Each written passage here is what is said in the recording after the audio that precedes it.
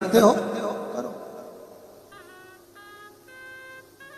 शंकर भगवान पर चढ़ाया गया एक लोटा जल कभी खाली नहीं जाता। हमको तो उम्मीद ही नहीं थी कि यहां पर भी पत्र आएंगे, पर बाबा ने यहां पर भी पत्र भेज दिए पढ़ने के लिए कि ये पत्र आए हैं और दुबई वासियों के आए। महाराज जी, हमें उम्मीद नहीं थी। हमने सोचा भारत की भूमि पर इतने पत्र आते हैं, अब दुबई में किसको फुर्सत है पत्र लिखने की।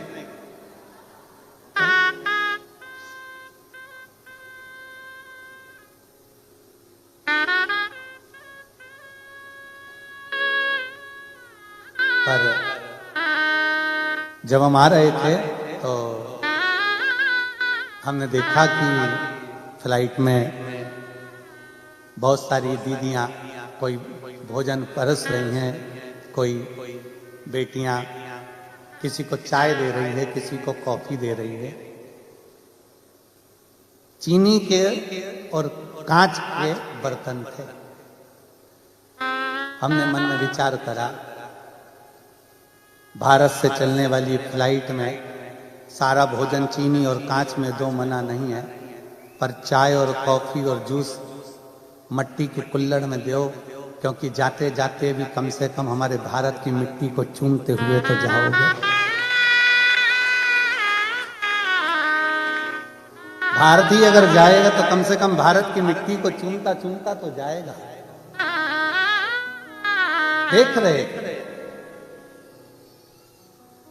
और जब दुबई में कल पहुंचे शाम को, रात्रि के समय पर, शाम के समय पर, तो यहां देखकर एक और चीज अच्छी लगी कि अभी भी यहां रहने वाले जितने भी भारतीय हैं या अन्य हैं, इनके अंदर संस्कारों की कमी नहीं हुई है, इनमें संस्कारों की प्रबलता हुई। और यही आगे बढ़ाता है।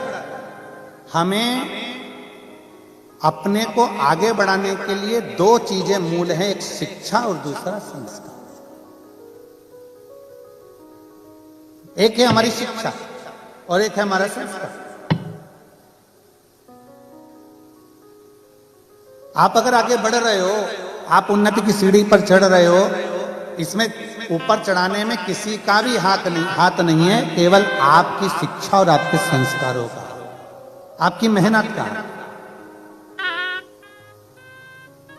हमने पहले भी कथा में कहा, ये कभी विचार ना लाइएगा कि सीवर वाले महाराज जी के पास में कोई हो ऐसी बूटी, ऐसी कोई दवाई जिससे हमारा दुख मिट जाए। ना ना ना,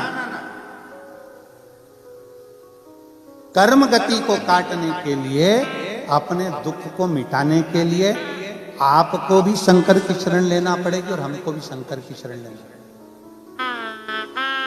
आप कहीं नहीं जा सकते, कोई मंदिर, कोई देवालय, कोई शिवालय। आप अपने देश में अगर हो सकता है भारत देश में रहें तो मंदिर शिवालय नजदीक नजदीक में होते हैं, बाजू में लगे होते हैं, एक दो घर छोड़कर आप एक लोटा जल चढ़ा सकते हो।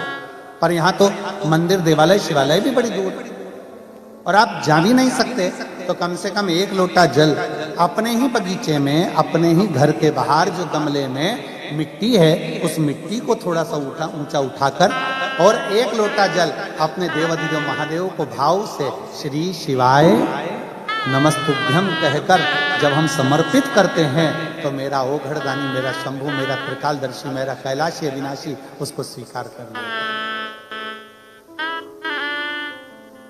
उसको स्वीकार करेगा।